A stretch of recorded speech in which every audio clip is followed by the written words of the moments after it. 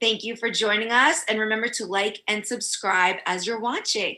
This is Rollin with my homies. I am your host, Santina Muha.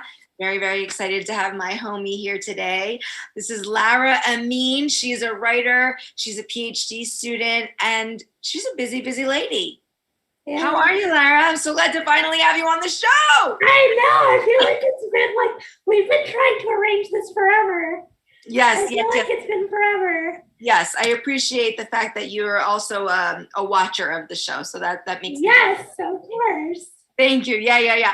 So what's going on? What's new?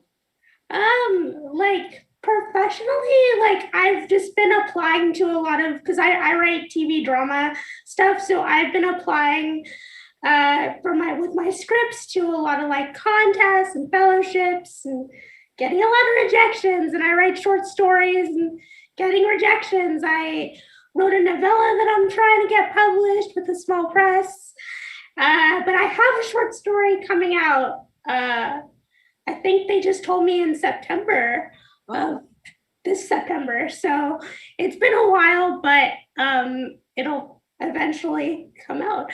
And I'm also working on my dissertation proposal. I study disability representation in the media.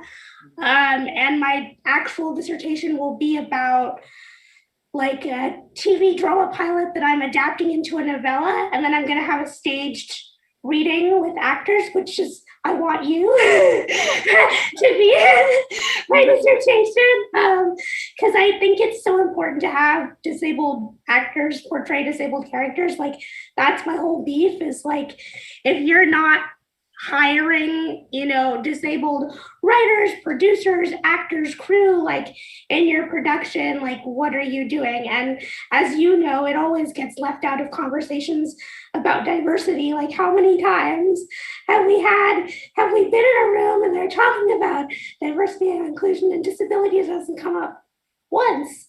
So I'm hoping that through writing this, like, it does help. It does initiate some change, but we all know that change is very slow when it comes to disability representation.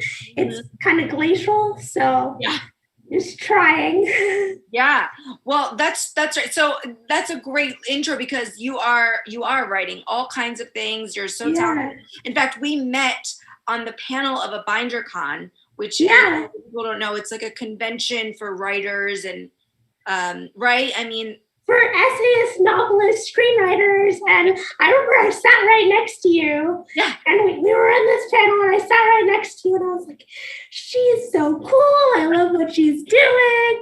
And blah, blah, blah. And then like we kind of lost touch and I got rid of Facebook because I think we followed each other on there at one point. And then like we saw each other at another event and I was like, oh, we need to reconnect again. And so, yes. And then we've kept in touch mostly over Instagram, basically. Yeah. Social media has its pluses and minuses. We'll just say that. Yeah, exactly. That's right. So yeah, but I was sitting right next to you and I thought the same thing. I thought, wow, this girl is really doing a lot. So I was really happy to see that, because it's important that we have people on, all sides of the camera, or of the screen when we talk about disability in media. Sure, I'm an actor, but I'm also a writer. And I think that it's like there's a lot of discussion about people with disabilities getting the roles that we should be getting, and yada yada. And that's all so true. But we have to talk about what's going on behind the camera as well, and in the writers' rooms, right? Before we even writers' rooms and directors and producers and like who's sound people and gaffer, like everybody behind the scenes. And they're not, I don't think, recognized. And especially when disability comes up, people don't think that disabled people are capable, when we just need to adapt for. And who's better at adapting than disabled people? I mean, come on. It's funny you say that. I read an article when I was younger that said, people don't want to hire people with disabilities because they're worried about XYZ. But what they don't realize is that people with disabilities are problem solvers by nature. And that's what we should be hiring, for all sorts of different positions because, right, we're the ones. I mean, I had to do it today. I had to get something out of the high cabinet. I couldn't reach it. So what did I do? I pulled out the what do you call it? The ladle or whatever. And I figured it out. Did I get hit in the head with a piece of Tupperware? A little bit. That's all right. I'm resilient. We're resilient, but we're problem solvers, Where else was I going to put the fruit salad? I had to put it somewhere. Yeah. So, so I think that's really, really, really important. And I know that something that you've talked about before is how, because there is sort of I think there is no one path in the entertainment industry, especially, but in, any sort of profession, but especially in the entertainment industry. But there is sort of a hierarchy and there is sort of a ladder that you have to climb. Absolutely. Right. And so you were telling me earlier, which I loved, but before we jumped on here, that there's an issue with that, with just the ladder climbing. Yeah. Talk about that. The ladder climbing up, because so in order to get a job, if you want to write for television specifically, and you want to get a job in a writer's room, there are typically 3 ways to do it. You can get an agent or a manager and hope your script places high enough in a contest that gets you an agent or a manager that can staff you on a show. There's the fellowship route where you win one of the TV network big fellowships like Disney or CBS or WB, and you hope they staff you afterwards, and you hope that leads to more staffing opportunities.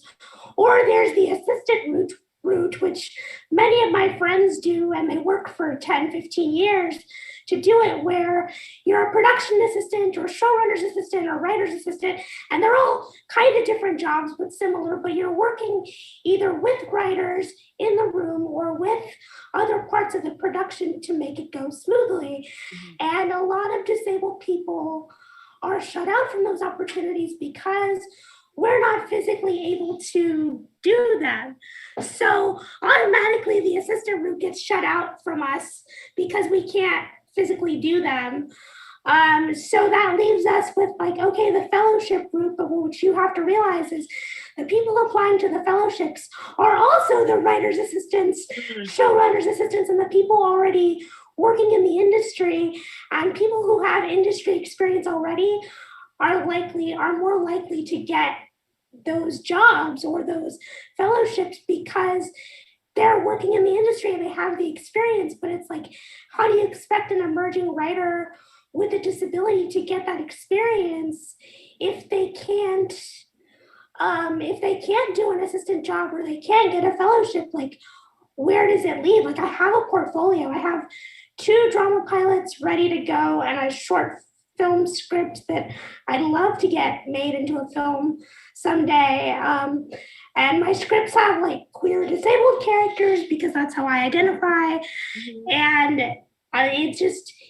it's kind of like a numbers game, as with auditioning, that you submit and you get rejected. But if you only have 1 or 2 paths in, you don't have the other paths open, and it becomes a problem. And that's where it kind of gets messier, and you have to no matter how much you network, it's not enough because you're just stuck in with everybody else, but you want to stand out, and it becomes difficult when you don't have the same tools, but it's not your fault, Right. Yeah. Because, something that I wasn't aware of before I got here, when I heard writer's assistant, I thought, oh, okay, cool. So you're in the room with the writers and you take some notes or you pitch some jokes but no, I have friends who are writer's assistants and they're, picking up laundry and they're I can't drive. I mean, even when I lived in LA, I tried to get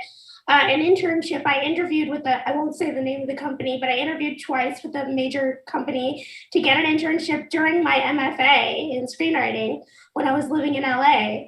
And I interviewed with them, and as soon as I said I couldn't drive, they were like, okay, bye, and they hung up. So you couldn't even get a job that they weren't going to pay you for. Yeah, exactly. I think they are paying me internships now, but some of them still don't pay. So I was I can't even get like at least like if you're a student and you can get a basic job, like that's a starting point, that's something. But I can't even get that, and that's like below writers, you know. Right, because everybody's level of ability or capability is different. Because I had an internship at Comedy Central when I was in college, and but it was the internship itself, once I was in the building, was great, but trying to get to Manhattan every day on the train, up through on the bus, but I mean, it was a nightmare just trying to get there every day.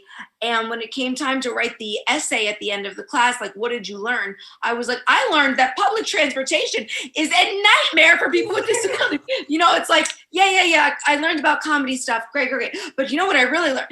And it was like, well, that wasn't really the assignment. And I'm like, well, that's not really my problem. We have to, this can't be. This cannot. That is the problem. It is. And I moved across the country because it was easier for me to get around in Los Angeles than it was for me to try to get around in New York. Like, that's a problem, So I hear you. And that's ridiculous. Yes, it is ridiculous. But the thing is, once I was in the building, I was able to contribute to ideas and things that that maybe somebody else wouldn't have. So because I had the ability at the time, which I don't have that energy now, I don't think, but at the time I had the ability and the energy to just get there and do it. But it's not fair, because look what they would have been missing out on, if I didn't get there. And that's what you're saying. It's like, because you don't drive or whatever, I have friends in LA and in New York who don't drive, able-bodied friends. So what? It's not right. No, it's not. It's not okay at all. While we're talking about this, can you tell me your disability origin story? Because I would like to know. Okay, I have cerebral palsy. I was diagnosed when I was 2. I was born early. I was born on Christmas. I was supposed to be born in March, but I was born on Christmas. Mm-hmm. In the mid 80s. What is that? Like being born on Christmas, or do you hate it, or do you? Oh, I'm Jewish, so it's it's great, right? Oh, right, yeah. It's perfect. Uh-huh. So whenever Hanukkah falls around Christmas, it's like, well. But I don't totally hate it, because I still get presents and stuff, but like as you get older, you kind of get less stuff. Yeah. But it's okay. But like, what I'm gonna do? It's my birthday. I want to celebrate it, So I was born, 3 months early on Christmas. I wasn't diagnosed with cerebral palsy till I was 2. I was diagnosed with scoliosis when I was 3, because my spine, it's like a curvature of the spine. And it just kind of gets progressively worse because it has a mind of its own. I also have an invisible sensory disability called hyperacusis, which means I startle with loud noises or anything loud, or the vacuum cleaner, or you can't pop balloons around me, like I'll freak out. Like that's why I can't drive. I was like, no, like I can CP, like I'd be fine. Like I would use hand controls and I'd be fine. But like if I were to drive a car and someone honks, I'd jump and I'd lose control of the car. That's so interesting, because who would know that? People would assume you can't drive because of the CP. Right, exactly. Which is, and I have to be honest, for some reason, that's what I was assuming. But I have friends with CP who do drive. So why, if even I was just assuming that, a lot of other people were, especially. Yeah, and that's why I like to bring it up, because I'm like, I have this disability that you can't see. It does affect me. When I was younger and in like elementary school and we'd have fire drills, I'd have to leave early because I couldn't handle the noise. Even my apartment at school right now, where I'm getting my PhD, if they have fire drills in their building, because it's a school, Mm-hmm. And I email them and I tell them, please tell me. Obviously I'm not going to know when an actual fire, God forbid that happens, like the alarm has to go off. But if they're doing a drill, I'm like, please tell me ahead of time, because I need to book it out of there. I can't stand the noise. I will have a panic attack. I will cry. I will have a breakdown. Like, it's very painful. The noise feels like it's like suffocating you. And it kind of, and I think that, and I know people who are disabled or have CP or other disabilities who drive, and they're like, well, can't you just get hand controls? And I'm like, no, you don't understand, it's something else. And then so I have to explain, oh, I have this disability you can't see. And then people are like, oh, okay. So like even the novel I'm writing right now, my character has it, like my main character has it, because I want to like bring awareness to the fact that this isn't talked about. And yeah, that's why I like doing this show, because I've been in the disability community since I was 6 years old, and this is news to me. I haven't heard of this one myself. So yeah, and then not a lot of people have. It's basically collapsed tolerance to sound. When I was like little and my mom would run the vacuum cleaner, I would cry. Fireworks are hell. So I put on the headphones and earplugs, and it feels like hell. No wonder you feel such a kinship to Luciano. He also, my dog, Yeah. he hates fireworks too. So maybe you guys. I feel for all your animals out there who hate fireworks. Like, I feel you, puppy. Give me a hug. What about sirens, like ambulance or police cars? Siren, yeah. If cars like back up, like when they back, or like motorcycle noises, yeah. So now I know you live in an Orange County right now, Orange County, yeah. Which is, for people who don't know, which is a county out just next to Los Angeles, but you want to move here. I want to move to LA when I finish my PhD. I don't know when that's going to be, because even when I finish my PhD, I know there will be a process in finding an accessible apartment to live in LA. I know. Well, that's one thing, and good luck with that. I'm dealing with that myself. But I'll give you tips when you're ready. Yeah, I was gonna be like, I'll contact you when I'm ready. Yeah, but what I can't promise you, because another thing I'm dealing with right now in my apartment is the noise on my street, the garbage trucks that back up, and and how are you preparing for that? I mean, do you use ambient noise? Like, how do you? That's a good idea. When my parents are doing stuff, my dad works out of the house, so I close the door. I'll just usually put in earplugs or headphones. Sometimes I sleep with them, which is not the most comfortable, but I don't have a choice. My apartment's okay, the one that I've had. It does get noisy sometimes, but it's been, so. I don't know how LA is going to be. I've lived there before, but it was in Northridge, and it was in the student housing. So things like the winds would really wake me up and stuff like that. Like, because, they get windy and. Yeah. Well, I don't even have this. I'm sorry. Can you remind me what it's called? It's called hyperacusis. I know. Hyperacusis. I don't have hyperacusis, and I have to have ambient noise because it feels like psychological warfare outside of my window sometimes. Hey, you know what I want to tell you about? I got this. It's headphones, but it's inside like a headband. I use it on an airplane so that I can have my head flat. You should get that because it's good for sleeping. That sounds really interesting. It's really cool. I could send you the link on Amazon, and then you can just plug it into your phone and have ambient noise going, and maybe that will help. That sounds awesome, actually. Yeah, I love finding things that what I call are accessible by accident, like my hot water. I cannot live. I drink tea all day, and my hot water cooler I call accessible by accident because it's just so much easier than having to heat up water, on the stove or whatever. Isn't it amazing how many things that we find that like work for us that people are like, oh, I didn't know that, but like it already works for us, that like we don't consider it because it's just part of our daily lives, so we don't consider it.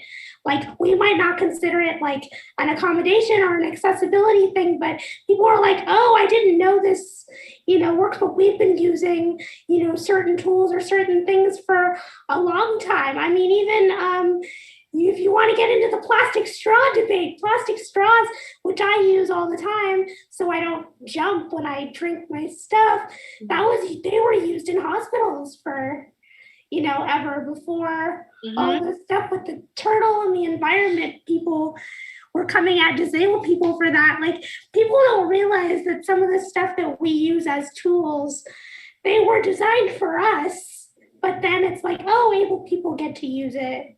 Or like, I'm seeing that big time right now with closed captioning.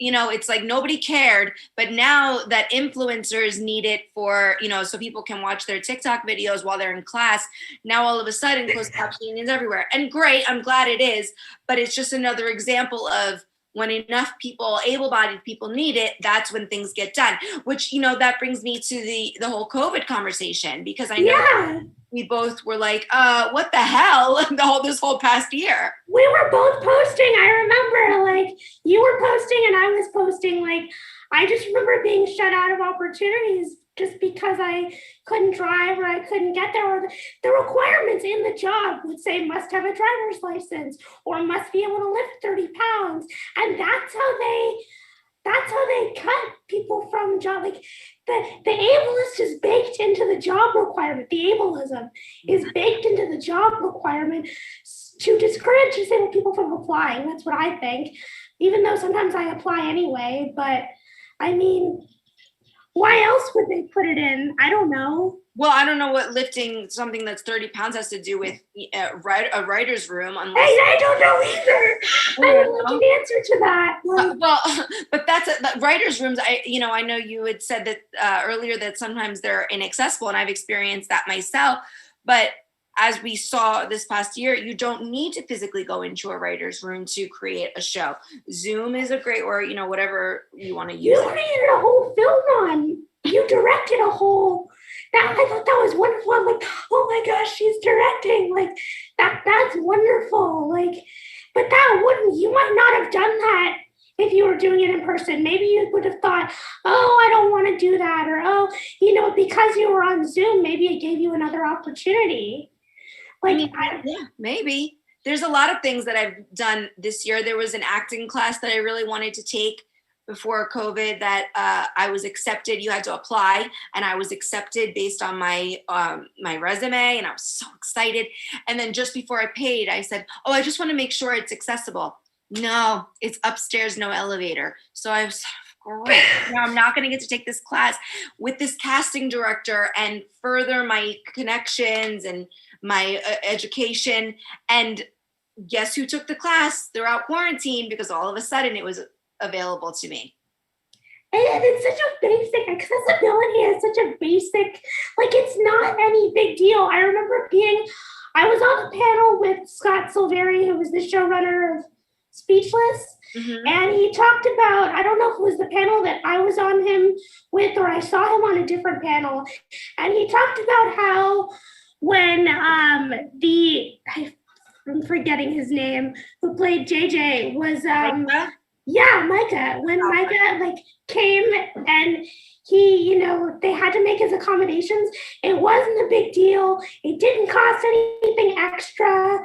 They just made it work. And even with my friend's show, who had a character who used a wheelchair, when I asked her, how did they make that? They're just like, yeah, they just had a wheelchair accessible trailer for her because she used her wheelchair. She used a power chair. And it's not that big. People make it a big deal. It's not.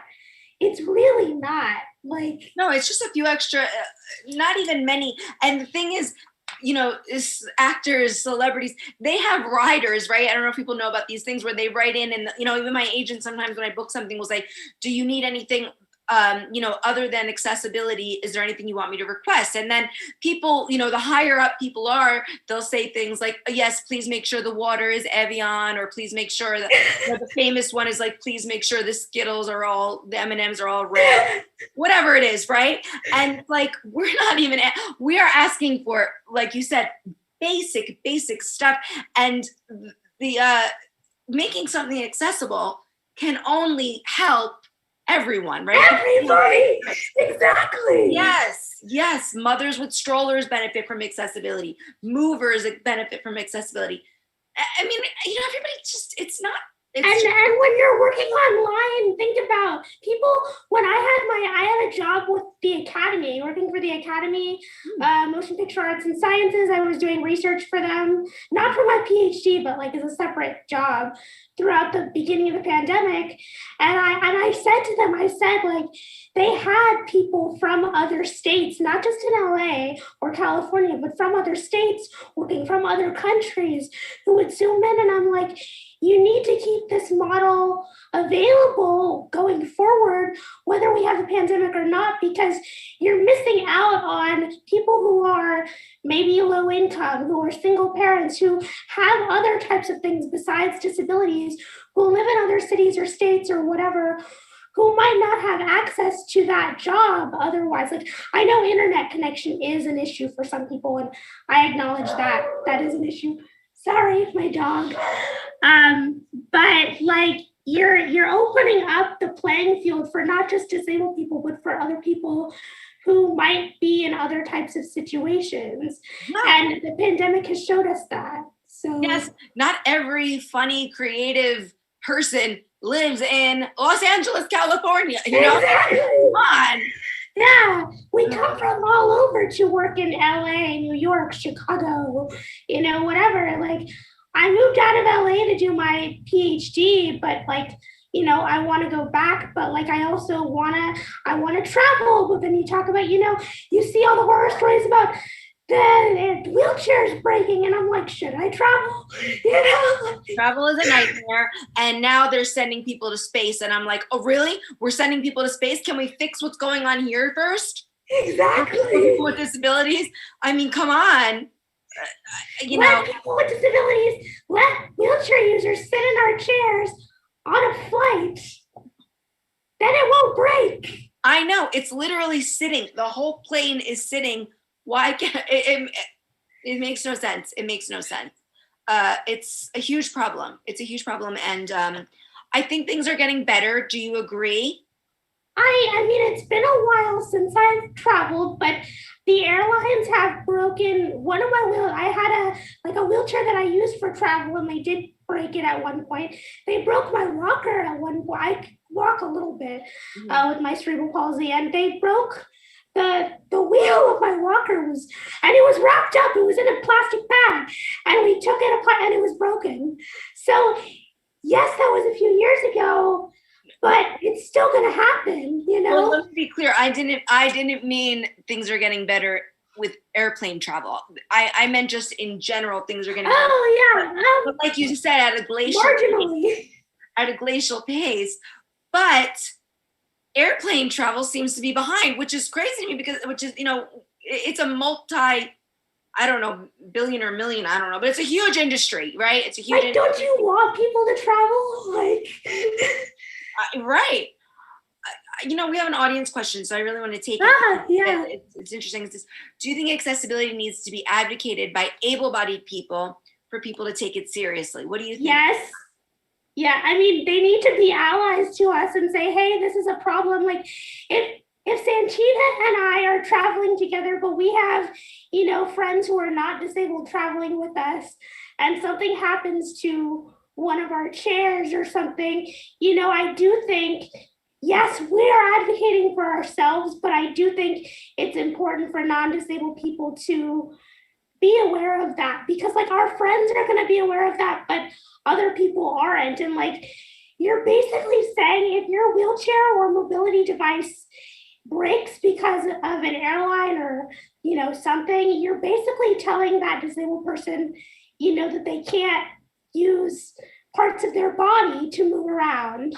Mm-hmm. And I mean, it goes. I say the same thing about accessibility in restaurants, things like that. If I went up to a manager and said, you know, you really should have a ramp, they're most likely going to say, oh yeah, sorry. And right, they're not going to, you know, if enough people come in who are both disabled and not disabled, I think, and enough people say something, yes, maybe something will change. Yes, if enough able-bodied people start saying it, right, then I think they start going, wait, we have a problem here. Everybody's really upset about this inaccessibility. And because money talks, right? And so that's why people boycott companies and things like that. But it's not just enough for, you know, and it applies to just, I think a lot of different minorities. It's like, if you advocate for your own thing, it can come across as complaining, which it's not, but that's what it can come across as. But if everybody gets behind you and backs it up and it becomes a movement of sorts, that's when change is made.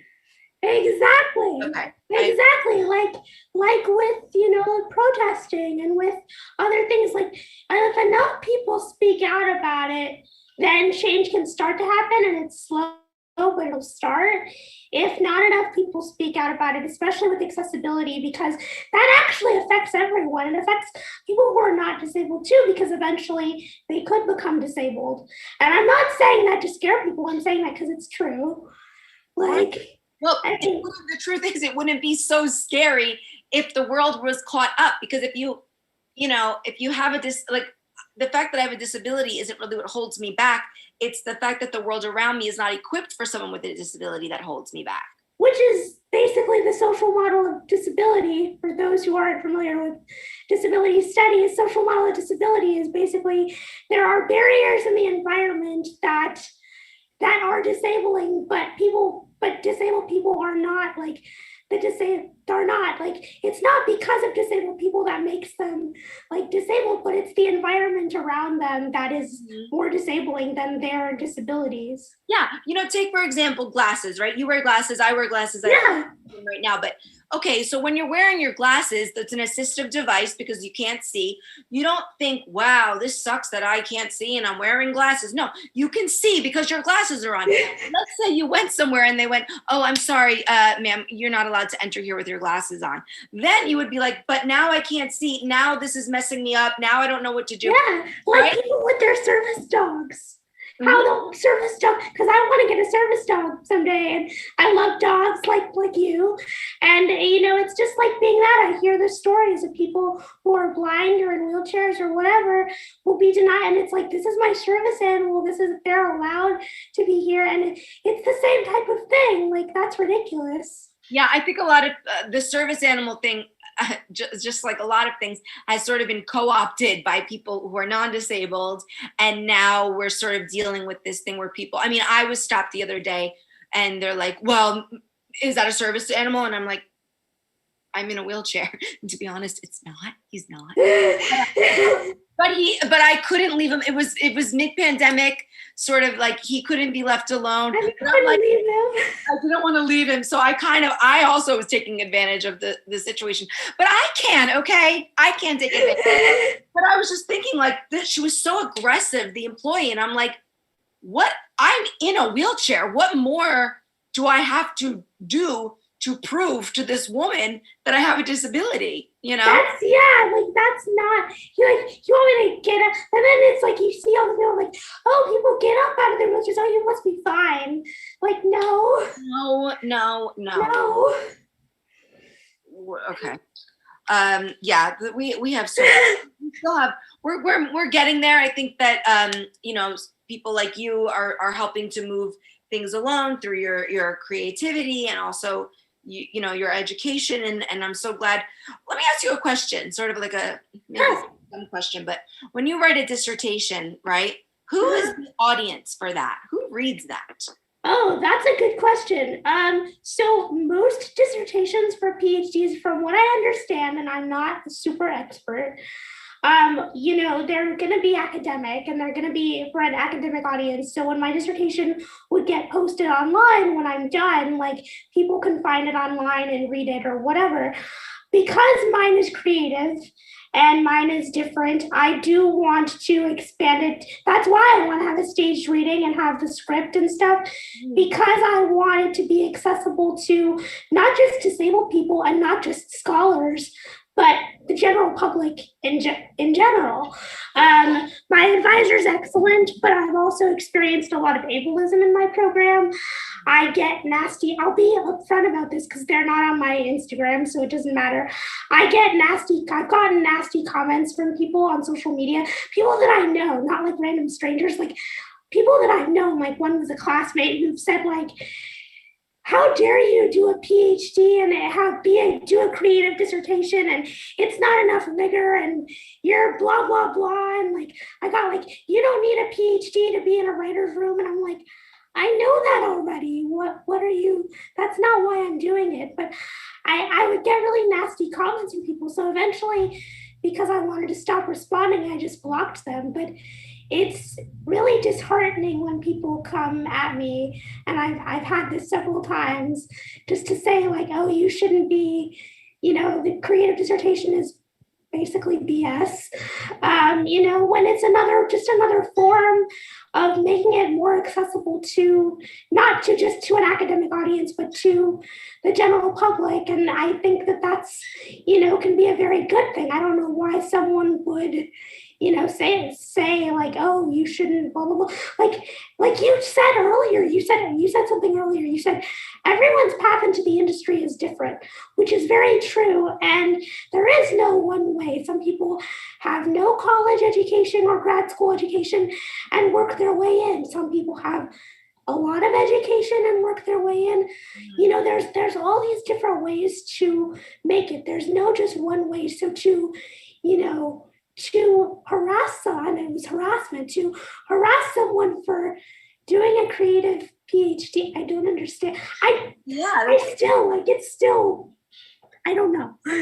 I don't know why they're not just concerned with their own thing. Yeah, like why do you have to come in and just say that? Like, I mean, look at Ken Jeong. I think that's his name, right? Dr. Ken. He was a doctor. He was an actual doctor. Yeah. And a lot of the people who are in writers' rooms now, from what I've seen, like who've transitioned from other careers, have been lawyers, have been doctors, like in medicine, not PhDs, but like MDs, have transitioned from lawyer careers, doctor careers. Like, why not? As long as you're bringing a different perspective to the room, like you did with your internship, you're bringing another perspective to the room, to the audition, whatever. I don't see how that can be a bad thing. Like, how is that a bad thing? I don't know. Well, I agree with you there. But you know what? Let's talk about something we disagree on, because I think this is funny. You think that it's easier to work with comedy when it comes to disability, correct? I don't know if it's easier, but I see more of it. That's kind of what I meant. Like, I see a lot more of it.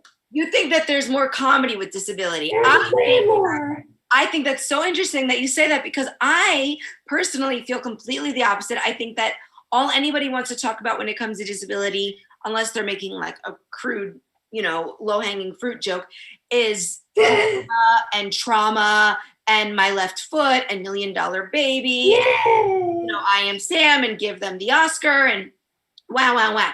So tell me why you think this, because it's very interesting. I guess, I hope one of my disabled friends, so one of my jobs, I don't know if she would watch this, but one of my jobs during my PhD has been helping one of my disabled friends. She was doing her own PhD, and she did her dissertation, a very traditional dissertation, but she did her dissertation on disabled comedians.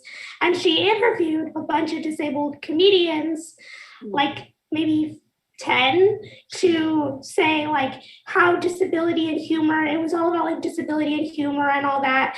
And I noticed, not just with her dissertation, but when I look at programming, like, because I want to write for TV, not film, so I guess I'm not really looking at film as much.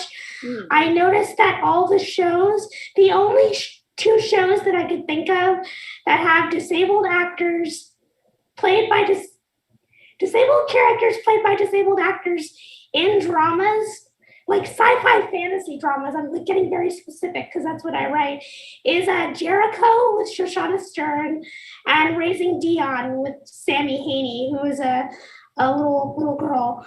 But I can't really think of like other, especially with sci-fi and fantasy. Like, I understand that with drama, you're going to get the boohoo story. And I think that's totally unnecessary and too romanticized. And then you get to talk about Me Before You and $1 Million Baby. And I think it's all BS. I don't know if I could curse here, but BS. But I think that from what I've seen when I wrote my dissertation proposal, most of my examples that I was saying, hey, here's an example of, disability-centered media where they've cast disabled actors, where sometimes it's created by a disabled person. It's mostly been in comedy. I know there's This Close, which I think is a drama, but there's not, especially for sci-fi, fantasy, and supernatural stuff, there's not, and you get a lot of I get a lot of this when I write disabled characters in sci-fi fantasy, I get like, I was in a screenwriting class and then I dropped it because I hated the professor. And he says to me, I wanted to adapt my short story into a pilot. And he literally says to me, so when your main character, she's disabled, she goes into this other dimension, she gets cured, right? And I'm like, what? I was just like, right. What are you talking about? Like, it made me so uncomfortable that he wanted to automatically think to cure the disabled character because she went into another dimension to save somebody. And that's what when people think about sci-fi and fantasy narratives, they don't think about how, if you're looking at sci-fi, which I write more fantasy than sci-fi, but if you're looking at sci-fi and technology, you want to look at how technology can maybe enhance disability but not cure it. And I think there's a fine line there.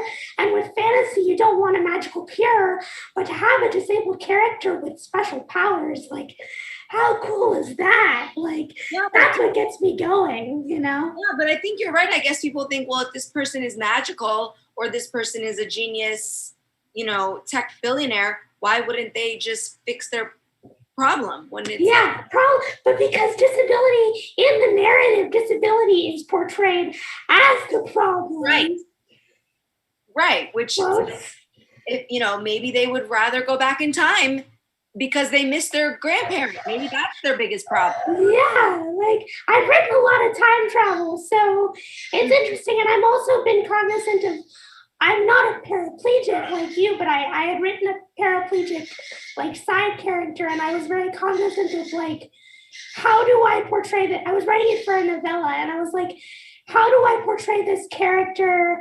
I wanted to portray more her life after, becoming disabled versus like before, and I didn't want it to be like this, that she didn't want to cure, but that she had to adapt to her life, and I wanted it to be more that what she had to deal with after, but like it was just part of her life. Like it wasn't, she's a wheelchair user, but it wasn't like I wasn't looking to cure her, or I wasn't looking at her story before she became disabled that much. Like I mentioned it, but that wasn't the focus of it. The focus was she is the side character, her girlfriend was the lead character, and they're going on a thing together, and they're just disabled and they're fun. Like it's if I had seen something like that growing up, it would have been so valuable to me, just based on the fact that every time I did see someone with a disability, they were portrayed as it was never just like the fun friend or whatever,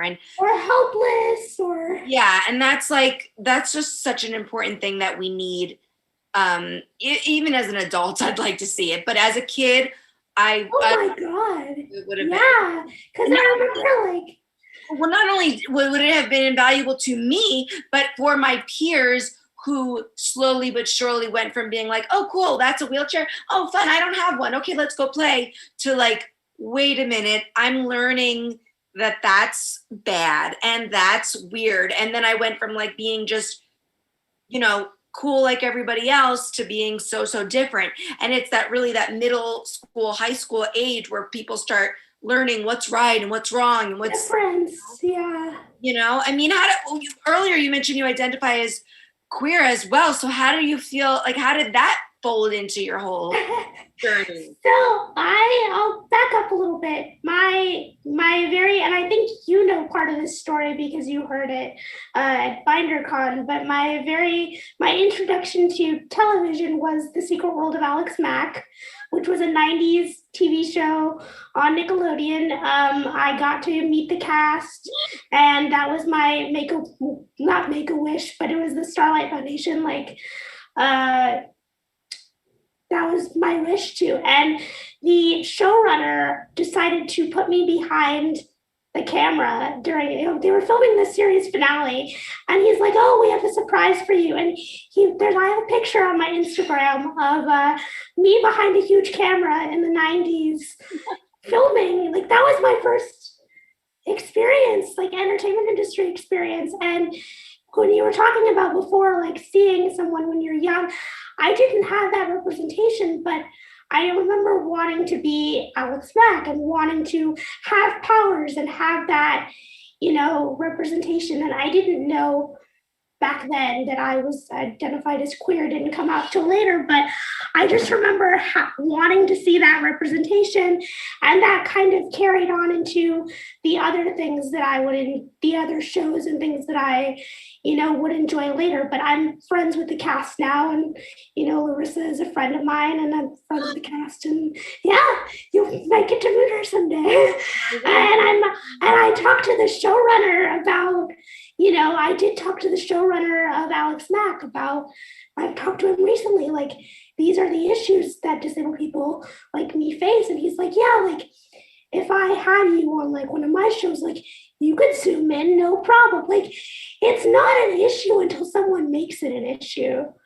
Absolutely. Like.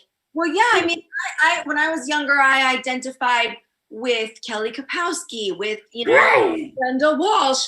I didn't, and then people would see something like Mac and me with the little boy in the wheelchair, and they go, look. And I'm like, look at what? That's a little boy.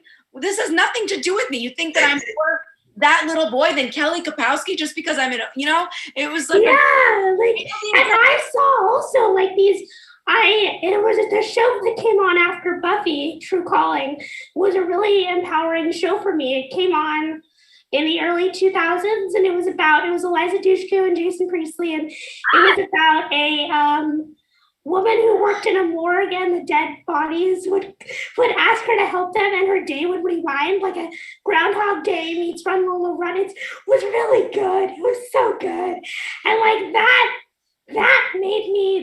was such an influence for me, for making me want to be the writer that I am today. Like, I actually got to tell Jason, like, when I met him for like 5 minutes, and I got to tell him he was signing something for me, and I told him, I was like, by the way, True Calling inspired my master's thesis. And he looks up at me and he goes, really? And I was like, yeah, thank you. And so like, I just remember, and that had nothing to do with disability. It had nothing to do with disability, but to see a strong female character like that was really powerful. And I was like, well, I don't see disabled characters in that sense, but I see how I could put them in there. So I started writing fan fiction, etc. But you see yourself in parts of characters that might not be disabled, but you see yourself in them anyway, because there is something about them that you connect with, like you connected with in 90210 and other things. Like, there's something about those characters that resonates with us, but it's not quite enough. So we have to do the work ourselves. Mm-hmm. Yeah, well, and thank you. We're almost done. I mean, that was done. Can you believe it? So I want to know, because you're always, I just really quickly before we go, you mentioned rejection earlier, and I just want to talk about that because it's such an important part of anybody's journey, I think. And I think people are so afraid of rejection, but I think it's valuable. I mean, talk about it. I don't mind talking about this at all. So people probably don't realize this, even the people who know me. When I finished my master's in 2015, and I started my PhD, around that time, I went back to back, and I stopped writing. I didn't stop writing. I was writing fiction still, but I stopped writing scripts for about 5 years, because I was like, I wasn't feeling it. I was like, I don't want to submit this script and then it get rejected. Like, there was something about it that didn't feel right. So I started writing scripts again, I think in 2019-ish. I wrote one script that gave me major mental health problems. We don't talk about that one. It's shelved. Then I wrote another one that I, revised and have been submitting, and that's been rejected a lot. But it also placed in a contest recently. So I think that it's not so much, you just have to get your work has to end up in, whether you're writing a book or a poem or a short story or a script or you're auditioning, the right person has to see your work and somehow identify with it, because it might not necessarily be your work. It could just be, you're going to get a lot of, I just didn't connect with this, because the person didn't connect with it. It's not necessarily like, I always think, oh, that makes me a bad, writer, or they don't want disabled characters, or they don't. And some of that might be true with like, when people ask for diversity and stuff, but it's just the fact that not everyone will connect with everything. And it's everyone tells me like it's about getting that one yes amidst all the no's. And it gets really hard. Before I got a couple of these contest placements, I was getting really down on myself. I was getting really sad. I've been rejected from every TV writing fellowship I applied for. And then I just got a $200 grant the other day for my novel. So like, it's up and down, like, but you can't, like, I also learned, like, you can't stop submitting because you're going to get rejected anyway.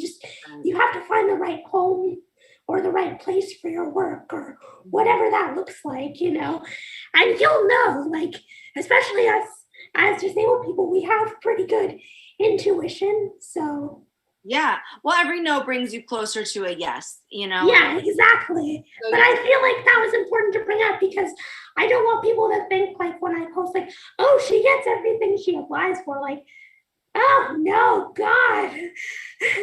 Why do people with disabilities we have more intuition? Because I feel intuitive, but I didn't connect that to my disability. Why do you think that?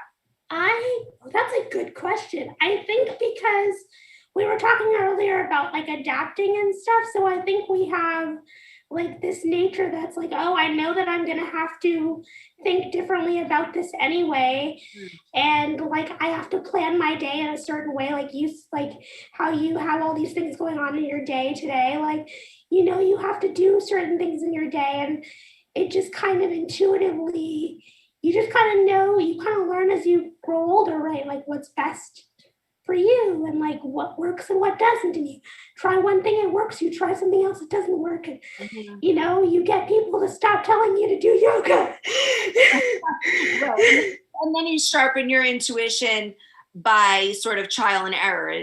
Yeah. Oh yeah. Trial and error. And you're like, I mean, I feel like it's a numbers game, like anything, right? You put your stuff out there, you say, okay, I've made my work the best I can make it, and you put it out there.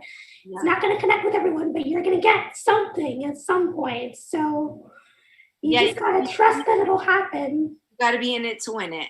Yeah. Yeah.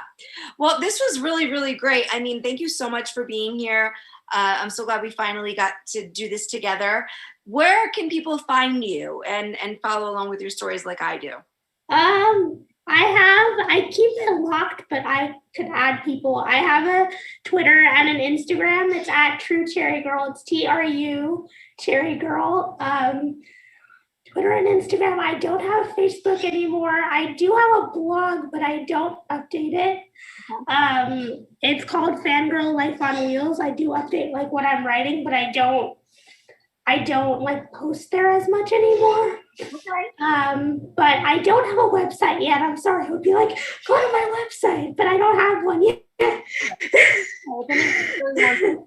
They can send you a message on Instagram and you'll. Yeah, absolutely. I have a short story in Disabled Voices anthology. If anyone wants to check that out, it's my, publication. It's called Night Terrors. If people like reading fiction, it's all work by disabled writers and authors and artists. It's very cool. And I have some more work coming out hopefully this year. So yeah, just send me a message. Be like, I saw you on Santina's show and I should see it. Thank you so much. I can't wait to see what else comes out of your brain. You too, honestly. Like, you're so funny. Like your reels and stuff, it cracks me up, and it just makes me laugh. And like, I need that belly laugh sometimes. Like we're all cooped up, and I just need that. Oh, thank you so much. Yeah, I try to have fun amidst the stress and the chaos and the anxiety and like you, not every day is a win. I know social media can make it look like that, but yeah. For anybody. Not at all. Like, no. Make no mistake. That's right. Well, stay safe. And, we'll see you hopefully around Los Angeles soon. We'll be calling you Dr. Amin. in the near future. And thank you everybody for joining us here on Outside in Theater. Give Outside in Theater a follow on your preferred social media, Twitter, Instagram, TikTok, and Facebook at Outside in Theater. That's THTR Theater. And don't forget to give me a follow at Santina Muha on Instagram and TikTok and Twitter if you want. Thank you, everybody. Stay safe. We'll see you next time on Rollin with my homie.